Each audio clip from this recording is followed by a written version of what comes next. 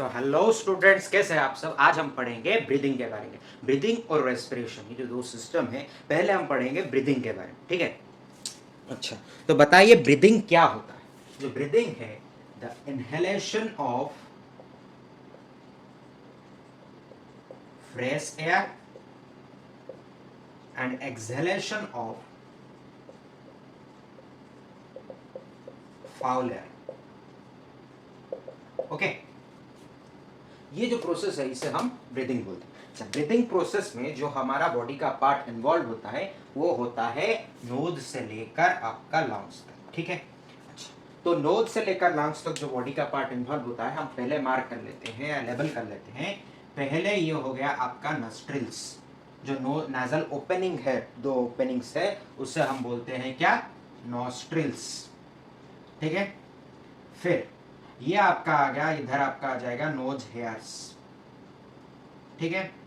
Knows hair क्यों होता है? नोज हेयर इसलिए होता है ताकि जो डस्ट पार्टिकल्स है, फाइन डस्ट पार्टिकल्स है, कुछ कुछ बैक्टीरिया को वो बॉडी के अंदर एंटर होगे नहीं दोगा, ठीक है। फिर इधर आपका आ गया म्यूकस ग्लैंड। जो म्यूकस ग्लैंड है वो और भी एयर को प्यूरिफाई करके अंदर छोड़ेगा, और जितना डस्ट पार्टिकल्स हो या फाइन मोर माइक्रो डस्ट पार्टिकल्स या बैक्टीरिया, वो इधर उसको ट्रैप कर लेगा, ठीक है। यहाँ पे आपका आ जाएगा म्यूकस ग्लैंड। फिर आ जाएगा आपका यहाँ पे फेरिंग्स। पहले आएगा एपिग्लोटिस, यहाँ पे आपका एपिग्लोटिस आ जाएगा, ठीक है। फिर फेरिंग्स आ जाएगा, फिर यहाँ पे आपका लैरिंग्स आ जाएगा, जो कि आपका वॉइस बॉक्स है, ठीक है। अच्छा, अब ये जो है ये सी सेप्ट इनकम्प्लीट कार्टिलेजस है। किस लिए? To protect the windpipe, to protect the windpipe from collapsing. Okay, यहाँ पे जो विंड पाइप है, इसके अंदर एक विंड पाइप है, उसको अगर प्रेशर आ गया, सपोज आप मान लीजिए आपको ऐसे किसने धक्का दिया, तो धड़ से आपका विंड पाइप जो है वो ब्लॉक नहीं हो जाएगा, वो कार्टिलेजस के लिए वजह से वो रेजिस्ट कर जाएगा, या कार्टिलेजस उसे प्रोटेक्ट कर लेंगे, ठीक है। तो फिर आपका आ जाएगा ब्रोंकाइट्स और bronchioles. these two parts are called bronchitis, ठीक है।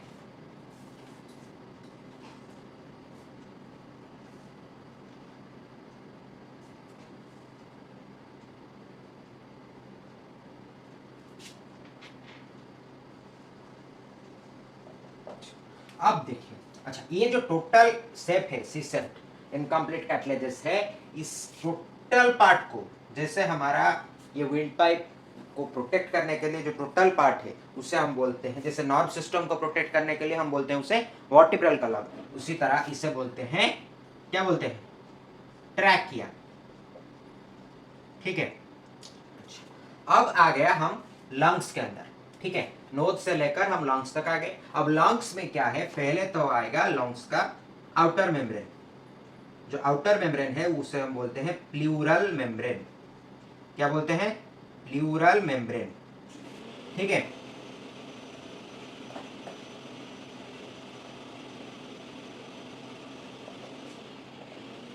अच्छा, ये जो उसके अंदर का जो ये वाला पार्ट है,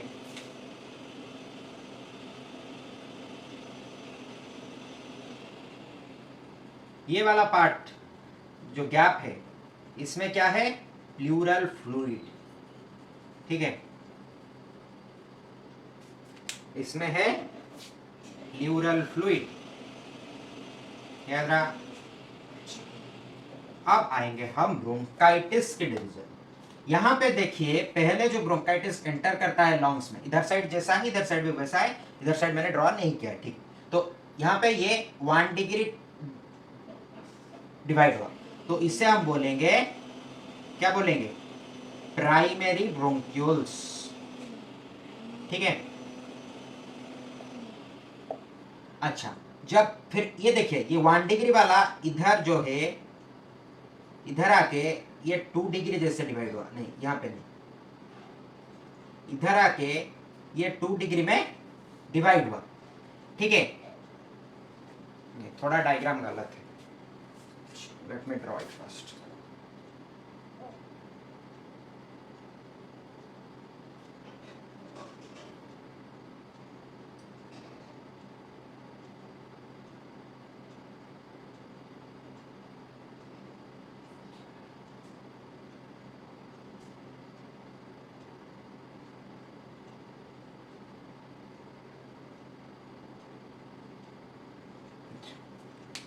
तो इधर देखिए वो यहाँ पे और एक बार डिवाइड हुआ, तो ये आ गया आपका 2 डिग्री डिवीजन, और यहाँ पे आ गया 3 डिग्री डिवीजन। तो इससे हम बोलेंगे सेकेंडरी ब्रोंकियोल, और ये जो 3rd डिग्री वाला है इससे हम बोलेंगे टॉर्सियरी ब्रोंकियोल, ठीक है। अच्छा, यहाँ पे और ये वाला जो है ये आपका है एल्वियोली। क्या है? एल्वियोली। तो एल्वियोली का मतलब क्या है? एल्वियोली जो है,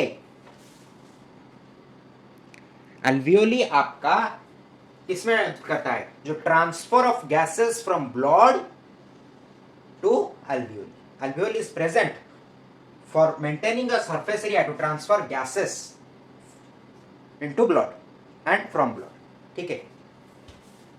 यानी कि सपोज ये आपका एक एल्वियोली है, ठीक है, और इधर हमारा एक क्या है? ब्लड वेसल है। तो ब्लड वेसल में आपका है यहां पे carbon dioxide, ATP blood pass कर रहा है, तो यहाँ पे प्लेटलेट्स ये सब है, आरबीसी ये सब है, ठीक है। लेकिन ये जो एल्वियोली में आया इधर आपका क्या है? ऑक्सीजन है। तो ये क्या करेगा? इधर से जो प्लेटलेट कार्बन डाइऑक्साइड है ब्लड में से, इससे वो ले जाएगा और ऑक्सीजन मॉलिक्यूल को इधर दे जाएगा ब्लड। तो ब्लड फिर क्या होके जाएगा? ब्लड फिर क्या होके जाएगा? ऐसे अगर एल्वियोली नेक्स्ट स्टेप में क्या हो जाएगा? ब्लड वेसल ऐसे रहेगा और इसमें आ जाएगा कार्बन डाइऑक्साइड, इसमें आ जाएगा ATP, RBCs, platelets and oxygen, ठीक है। तो इधर ऑक्सीजन, इधर कार्बन डाइऑक्साइड, क्योंकि एल्वियोली ने उसे ट्रांसफर कर लिया, ब्लड से कार्बन डाइऑक्साइड ले गया और ऑक्सीजन को दे गया। तो ब्लड फिर जहां पे जाएगा वहां पे ऑक्सीजन ट्रांसफर करेगा जिस सेल पर सेल तक जाएगा, ठीक है। समझ में आया? अच्छा, सेल ऑर्गन सपोज एक ऑर्गन तक जाए, ये ब्लड वेसल सपोज किडनी तक जा रहा है, तो वो किडनी को ऑक्सीजन ट्रांसफर करेगा, ठीक है। ऑक्सीजन ट्रांसफर क्यों करेगा वो रेस्पिरेशन प्रोसेस में हम पढ़ेंगे, ठीक है। तो ये है आपका एंटायर ब्रीदिंग प्रोसेस। आपका नोज से एयर इनपुट होता है, नोज हेयर और म्यूकस ग्लैंड से वो फिल्टर होता है, फिर एपिग्लोटिस के थ्रू होते हुए फेरिंग्स, लैरिंग्स और ट्रैकिया के थ्रू होते हुए ब्रोंकाइटिस पे जाता है, और ब्रोंकाइटिस से वो लंग्स के अंदर जाता है। लंग्स के अंदर 3 डिग्री ब्रोंक्यूल्स, प्राइमरी फिर सेकेंडरी फिर टॉर्सियरी में डिवाइड होता है और लास्ट में जाकर एल्वियोली तक पहुंचता है। फिर एल्वियोली क्या करता है? वो जो ऑक्सीजन है उसे ट्रांसफर करता है ब्लड पे, और ब्लड से क्या लेता है? यहाँ पे सपोज आपका ब्लड वेसल होता है, ठीक है, वहां से क्या लेता है? वहां से आपका ब्लड से कार्बन डाइऑक्साइड ले जाता है। तो ये है simple breathing process. The inhalation and exhalation of fresh air, inhalation of fresh air and exhalation of foul air is called breathing, okay. अच्छा, मैकेनिज्म ऑफ ब्रीदिंग में हमने क्या बोला? इनहेलेशन होता है, एक्सहेलेशन होता है। एक inhalation taking in of air, exhalation throwing out of air. तो इनहेलेशन और एक्सहेलेशन दो प्रोसेस को हमने लिखा, और ये क्या बनाया? ये रिब केज है और ये मिड रिब है। ये रिब केज है, ये मिड रिब है, दोनों पे सेम डायग्राम हुआ है, ठीक है। अभी हम मार्क कर लेते हैं या लेबल कर लेते हैं। ये आपका है मिड रिब और ये है रिब्स, ठीक है। अच्छा, तो एक एक रिब्स को लेकर रिब पेयर बनता है, रिब पेयर्स को लेकर रिब केजेस बनता है। तो बताइए रिब हमारा एक बॉडी में कितना रिब्स होता है? Total 12 pairs. Yes or no? Total how many pairs? 12 pairs. 13 pairs. 26 ribs. Okay. 26 ribs are total there in our body. अब यहां पे आपका आ जाएगा क्या, आपका जो है यहाँ पे, ठीक है, ये तो आपने जान लिया कौन सा मिड रिब है, कौन सा ये है, फिर ये हम बाद में मार्क कर लेंगे। यहाँ पे अभी हमारा डायाफ्राम को हमने डाइजेस्टिव सिस्टम पढ़ते वक्त एक डायाफ्राम के बारे में पढ़ा था, ये है वो डायाफ्राम, ठीक है।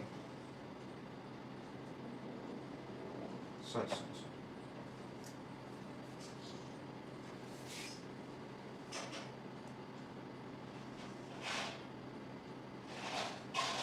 अभी आप बोलोगे कि मैंने जो डायाफ्राम ड्रॉ किया यहाँ पे तो सही ड्रॉ किया, क्योंकि वहां पे भी मैं ऐसे डोम शेप में ड्रॉ किया, लेकिन इधर ऐसे स्ट्रेट लाइन में क्यों ड्रॉ किया, ये समझने के लिए हमें अभी जानना पड़ेगा। यही तो है मैकेनिज्म ऑफ ब्रीदिंग। जब ये पार्ट देखिए,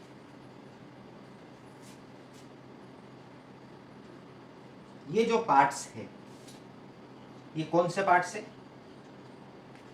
इंटरकोस्टल पार्ट्स, याद रखिए इंटरकोस्टल पार्ट्स। ये एनसीईआरटी में नहीं है, एनटीएस स्पेशल है। इंटरकोस्टल पार्ट्स में जब एयर फील्ड होता है, इंटरकोस्टल पार्ट्स का ये जो है ये कैविटी है, ये कैविटी को हम थोरासिक कैविटी बोलते हैं। तो थोरासिक कैविटी, इस थोरासिक कैविटी इंटरकोस्टल पार्ट्स में क्या होता है समझ लीजिए, एक रीब और दूसरे रीब, ऐसे दो रीब्स हैं सपोज, इन दोनों रीब्स को एक थिन मसल लेयर जॉइंट करता है। जब हमारा एयर फिल इन होता है लंग्स में तो ऐसे हमारा रिब ओपन हो जाता है, इंटरकोस्टल एरिया जो है ओपन हो जाता है। जब लंग्स से एयर आउट होता है तो ये ऐसे हो जाता है। आप धीरे से सांस लेके देखिए, आपका जो है आपका रिब्स ओपन अप हो रहा है, आपका चेस्ट अप हो रहा है, ये देखिए। जब आप छोड़ रहे हैं तो आपका रिब्स स्क्वीज हो रहा है, ये है इनहेलेशन में रिब्स ओपन अप हो रहा है। जो इंटरकोस्टल एरिया है वो ओपन अप होके उसका थोरासिक कैविटी का जो अमाउंट है वो बढ़ जा रहा है। तो क्या है, जब इंटरकोस्टल एरिया पे प्रेशर बढ़ता है, यानी कि atmospheric air pressure increases, atmosphere green pain मुश्किल होता है,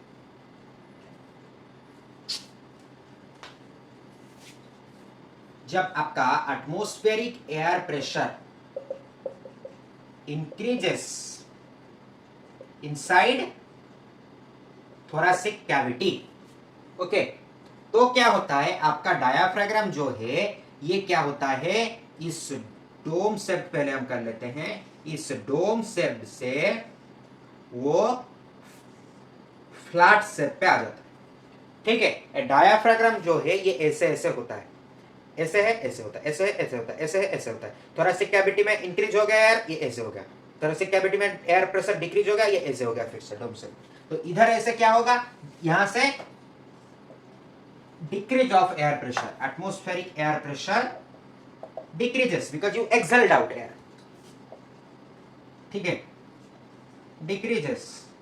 तो अब क्या होगा, आपका जो इंक्रीज हुआ था तब वो डायाफ्राम ऐसे था, तो वो फिर क्या हो जाएगा, फिर डोम शेप्ड में आ जाएगा। समझ में आया? ये क्यों होता है, जब हमारा एक रूल है, आपको पता है, वॉल्यूम अगर बढ़ेगा किसी चीज का, हमारा लॉन्ग्स का वॉल्यूम एयर प्रेशर से जब बढ़ता है तो क्या होता है, प्रेशर का मान घटता है। जब वॉल्यूम घटता है तो प्रेशर का मान बढ़ता है, यानी कि V is equal to, V is directly inversely proportional to 1/P, V is inversely proportional to P, that is volume of thoracic cavity is inversely proportional to the pressure of air inside the thoracic cavity. जब inhalation होता है, diaphragm flat shaped में आ जाता है। जब acceleration होता है diaphragm dome shaped में आ जाता है, ये याद रखिए। और जब इनहेलेशन होता है थोरैसिक कैविटी का प्रेशर डिक्रीज होता है, वॉल्यूम इंक्रीज होता है और प्रेशर डिक्रीज होता है। सॉरी, यहां पे मैंने गलत लिखा,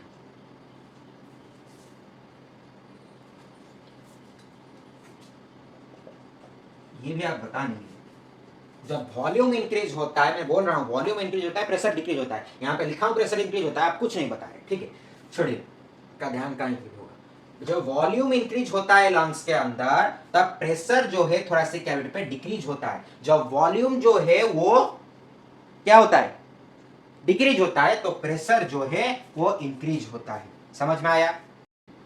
तो ठीक है, आज के लिए इतना ही। अगले क्लास में हम पढ़ेंगे रेस्पिरेशन इन ह्यूमन बीइंग्स। ठीक है, थैंक यू।